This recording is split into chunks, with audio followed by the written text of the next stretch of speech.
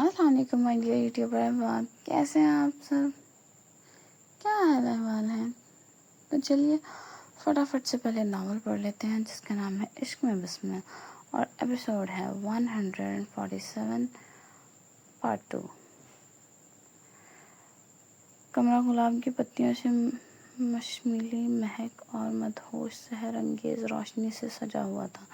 شاہ نے اپنی شیروانی کے بٹن ایک ایک کر کھولے، چہرے پر شدید غصے کی سرخ لکیریں اور بھیانک تیور چڑھے ہوئے۔ وہ کھڑکی کے پاس جا کر کھڑا ہو گیا۔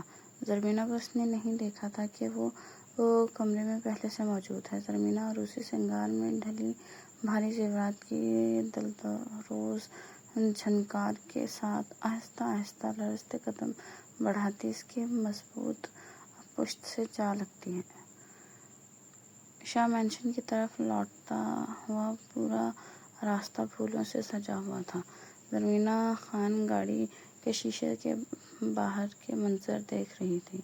اس کا دل سینے میں دھک دھک کر رہا تھا، کیونکہ گھر سے 2 کلومیٹر کے فاصلے سے پھول ہی پھول بکھرے ہوئے تھے۔ یہ کوئی عام سجاوٹ نہیں تھی۔ مرجان بخاری نے یہ سب ارینجمنٹ اپنی بیوی کے استقبال کے لیے کروائے تھے، لیکن واپسی پر جب سب نے پھولوں کی برسات کی تو مرجان روک نہیں پایا، بس خاموشی سے گاڑی لے کر گزر گیا۔ ہجر کی تلخی ابھی تک ان کے درمیان خائل تھی۔ ابھی ان کی گاڑیاں شاہ مینشن میں پہنچی نہیں تھیں کہ ارمان خان اور وجدان خان کی گاڑیاں بھی ساتھ مل گئیں۔ گاڑی کا شیشہ نیچے کرتے ہوئے مرجان بخاری نے پیچھے مڑ کے دیکھا تو وہ مغرور حسینہ اپنے باپ کی گاڑی میں تھی۔ وہ سرخ جوڑے میں ڈوبی شرمندگی سے نظریں جھکائے بیٹھی تھی، لیکن مرجان نے پھر سے چہرہ دوسری طرف کر لیا۔ شاہ کے اس روکھے پن پر زرمینہ کو تو جیسے آگ لگی۔ یہ شاہ کیا کر رہا ہے؟ اسے دیکھ کے منہ پھیر لیا۔ ایک آگ تھی جو زرمینہ کے دل کو جھلسا گئی تھی۔ اس کا شاہ ایسے کیسے نظر انداز کر سکتا ہے؟ جس شاہ کی دنیا زرمینہ سے شروع ہو کر زرمینہ پر ختم ہوتی تھی، اس کا یوں منہ موڑ لینا زرمینہ کی روح کو کاٹ رہا تھا۔ بالآخر گاڑیاں پوچھ میں آ کر رکیں۔ شاہ مینشن میں پہنچ کر سب کو ہال میں بٹھایا گیا۔ مرجان بخاری جیسے ہی باہر نکلنے لگا، ارمان خان سامنے آ گئے۔ بیٹا، تم بہت لائق بچے ہو۔ یہ میری بیٹی کی خوش قسمتی ہے کہ تم جیسا شوہر میری بیٹی کے نصیب میں آیا۔ مجھے تمہیں اپنا داماد کہتے ہوئے فخر محسوس ہوتا ہے مرجان، کیونکہ تم نے وہ کیا ہے جو ہم اتنے سالوں میں نہیں کر پائے۔ تم نے سچ میں میرے بھائی کی بیٹی کو اپنی بہن کا درجہ دیا ہے، اور یہ بات میں زندگی بھر نہیں بھولوں گا۔ زرمینہ ناسمجھ ہے، اگر اس سے کوئی غلطی ہو جائے بیٹا تو مجھے ڈانٹ لینا، میری بیٹی کو معاف کر دینا۔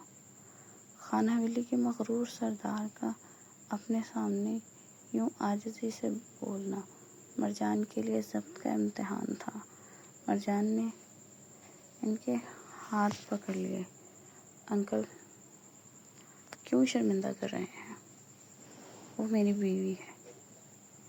ان کے ہر اچھے برے رویے کا ذمہ دار میں ہوں۔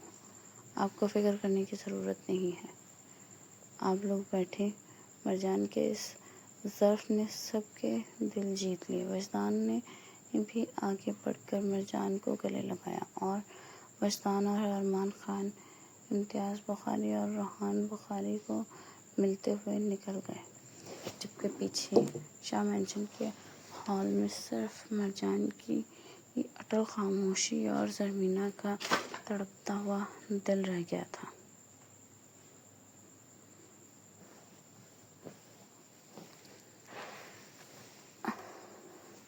مرجان رخسانہ بخاری کے پاس آیا۔ ماما، اپنی بہو کو آج کی رات کوئی اور کمرہ دے دیجیے گا، میرا موڈ بہت خراب ہے، میں ان کو ہرٹ نہیں کرنا چاہتا، لیکن آج جتنا مجھے غصہ ہے میں ان کو ہرٹ کر دوں گا۔ رخسانہ بخاری نے حیرت سے بیٹے کو دیکھا، تھوڑا سا خوف بھی ان کی آنکھوں میں تھا، کیونکہ ان کی بہو تو کسی سے پوچھے بھی نہیں تھا اور سیدھی مرجان کے کمرے میں چلی گئی تھی۔ اب وہ مرجان کو کیا بتاتی کہ اس کی بیوی تو پہلے ہی اس کے کمرے میں موجود ہے۔ رخسانہ بخاری خاموشی سے وہاں سے چلی گئی۔ مرجان نے اپنی ماں کو دور تک جاتا ہوا دیکھا اور سر کو جھٹک کر اندر کمرے میں داخل ہو گیا۔ کمرہ گلاب کی پتیوں کی مشملی مہک اور مدھم سحر انگیز روشنی سے سجا ہوا تھا۔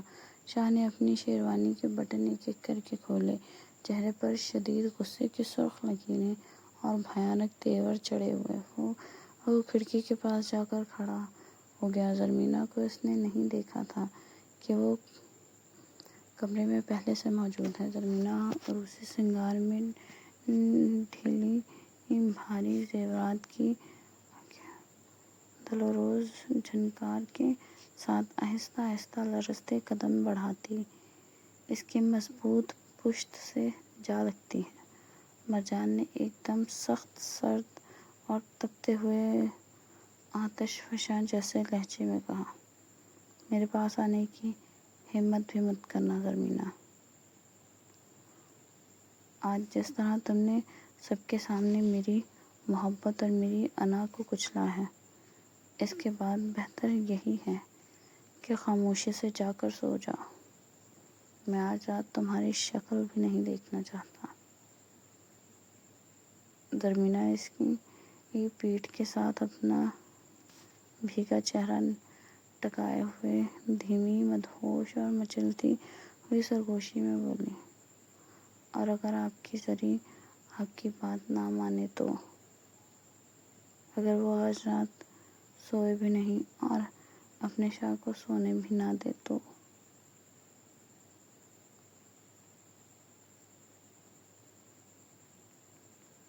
تو کیا کریں گے آپ؟ مرجان نے ایک ہی تڑپتے ہوئے جھٹکے سے مڑ کر اس کی نازک کلائی کو اتنی سختی سے اپنے ہاتھ میں جکڑا کہ اس کی چوڑیاں چھنک اٹھیں۔ اپنی دہکتی لال آنکھوں سے وہ غرا کر بولا، تم میری برداشت کا امتحان لے رہی ہو۔ تمہیں اندازہ بھی ہے زرمینہ کہ تم اس وقت کتنی بڑی غلطی کر رہی ہو۔ میرا غصہ جانتی ہو نا تم؟ زرمینہ اس کی ظالمانہ گرفت کی پرواہ کیے بغیر اپنا سر دوسرا ہاتھ اس کی گم گردن کے گرد دیوانہ وار لپیٹتے ہوئے اس کے شعلے لگتی آنکھوں میں اپنی محبت کا سمندر ڈال کر بولی، میں آپ کا غصہ بھی جانتی ہوں اور اس غصے کے پیچھے چھپا ہوا وہ جنون بھی جو صرف میرے لیے تڑپتا ہے۔ ماریں گے مجھے یا اپنے اس بے پناہ دم گھوٹ پیار سے میری سانسیں روک دیں گے؟ بولے نا شاہ، آج کس چیز کی سزا دیں گے مجھے؟ مرجان نے اس کا دہکتا چہرہ اپنے دونوں ہاتھوں میں بے رحمی سے بھینچ لیا۔ اس کی اپنی دل کی دھڑکنیں سینے کی قید توڑنے کو تھیں۔ تم بہت چالاک ہو زرمینہ، تم جانتی ہو کہ تمہارا یہ لمس، یہ بھیگے ہوئے گلابی لب اور تمہاری یہ پاس آنے کی ضد میری عقل چھین لیتی ہیں۔ تمہیں کیا لگتا ہے تم یوں مجھ سے لپٹ جاؤ گی اور میں اپنی سارا غرور بھول جاؤں گا؟ زرمینہ ایک زہر آلود نرم مسکراہٹ کے ساتھ اس کے لرزتے ہونٹوں کے بالکل قریب جا کر بے خود کر دینے والی مدہوش کن لہجے میں بولی، بھولنا ہی پڑے گا شاہ، کیونکہ آج رات میں کوئی فاصلہ، کوئی ہوا بھی درمیان میں برداشت نہیں کروں گی۔ میں نے سالوں اس ہجر کی آگ میں خود کو جلایا ہے۔ اگر آج بھی آپ مجھ سے دور رہیں تو میں آپ کے اس سنگ دل سینے سے لپٹ کر اپنا دم توڑ دوں گی۔ اب بتائیں، کیا اب بھی آپ مجھ سے دور رہ سکتے ہیں؟ شاہ بے قابو ہو کر اپنے تمام ضبط کی دھجیاں اڑاتے ہوئے اس کی پتلی کمر کو اپنے مضبوط حصار میں لیتے ہوئے اسے اپنے بالکل قریب کر گیا۔ ان کے سسکتے ہوئے سانسیں ایک دوسرے میں الجھنے لگی۔ تم مجھے مجبور کر رہی ہو زرمینہ، اگر میں اپنی حدود بھول گیا اور تمہیں اپنی شدتوں کے اس بکھرے ہوئے سمندر میں ڈبا دیا تو کل صبح مجھ سے شکایت کرنے کی ہمت مت کرنا۔ زرمینہ شرماتے ہوئے اپنے کانپتے سرخ لب اس کے کان کی لو کے پاس لا کر سحر انگیز دھیمی آواز میں بولی، شکایت کیسی میرے شاہ؟ میں تو بنی ہی آپ کے اس وحشیانہ جنون میں فنا ہونے کے لیے۔ اب مٹائیں یہ سارے فاصلے، مٹا دیجیے مجھے۔ مرجان کچھ دیر بے حسی اور تڑپ کے درمیانی برزخ میں کھڑا اسے دیکھتا رہا۔ شاہ کا دل بے قابو ہو کر سینے پر ہتھوڑے برسا رہا تھا، لیکن اس کی خوددار انا اس کے جذبات کے آگے جھکنے نہیں دے رہی تھی۔ مرجان بخاری نے تلملا کر اپنے ہاتھ جھٹکے سے پیچھے کھینچ لیے۔ اچانک مرجان کی اتنی بے رحمی سے ہاتھ ہٹانے سے زرمینہ کا توازن بگڑا اور وہ فرش پر جا گری۔ زیورات کی جھنکار کے ساتھ وہ نیچے گری، آنکھوں میں درد اور بے یقینی کے گرم آنسو لیے اس نے اپنے شاہ کو دیکھا جو پتھر کا بت بنے اسے دیکھ رہا تھا۔ اس سے پہلے کہ زرمینہ خود کو سنبھال کر اٹھاتی، مرجان بخاری کے چہرے پر ایک زہریلی اور طنزیہ ہنسی پھیلی۔ کیا اتنا کمزور سمجھ رکھا ہے مجھے کہ آپ بھری محفل میں میری ذات کی دھجیاں اڑائیں گی، مجھے بے عزت کریں گی، اور میں آپ کی اس تھوڑی سی ناپتولی قربت پر بہک کر اپنا سب کچھ، اپنا غرور بھول جاؤں گا؟ تو یہ آپ کی سب سے بڑی غلطی اور خام خیالی ہے میری جان۔ جلتی رہو اور رہو اکیلی اس سنسان کمرے میں۔ اتنا کہتے ہی اس نے گھبراہٹ اور غصے میں دروازہ اتنی زور سے پٹخا کہ پورا کمرہ گونج اٹھا اور وہ زرمینہ کو تڑپتا چھوڑ کر باہر نکل گیا۔ زرمینہ خان تڑپ کر بل کھا کر رہ گئی۔ وہ سوچ چکی تھی کہ آج شاہ کو کسی قیمت پر نہیں چھوڑے گی۔ اگر غلطی زرمینہ نے کی تھی تو پہل بھی تو شاہ نے ہی کی تھی۔ اگر پلک کی مدد کرنی ہی تھی تو اسے پہلے زرمینہ کو بتانا چاہیے تھا کہ وہ ایک شدید سرکش جھٹکے سے اٹھی۔ شاہ، آج آپ کو بتاؤں گی کہ ایک ضدی ظالم پٹھانی کیسی ہوتی ہے۔ بہت شوق ہے نا مجھ سے دور جانے کا؟ نہیں جانے دوں گی دور۔ مجھے دیکھ کر نہیں بہکیں گے تو آخر کسے دیکھ کر بہکیں گے؟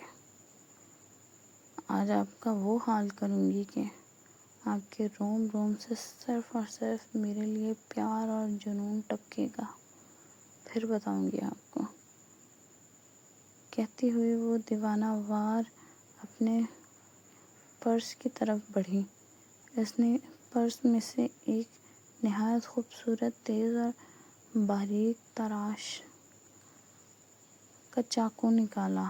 اس چاقو کی چمکتی دھار کو دیکھ کر کچھ شیطانی اور جنونی سوچتے ہوئے اس کے بھیگے لبوں پر ایک دلکش مسکراہٹ ابھری اور وہ اپنے شاہ کو جھکانے کے پکے ارادے سے مرجان کے پیچھے نکل گئی۔ جاری ہے۔ کہانی پسند آئے تو چینل کو سبسکرائب کریں، لائک کریں، شیئر کریں، کامنٹ کریں اور ہمیں بتائیں کہ آپ کو یہ ایپیسوڈ کیسا لگا۔ اللہ حافظ، شکریہ۔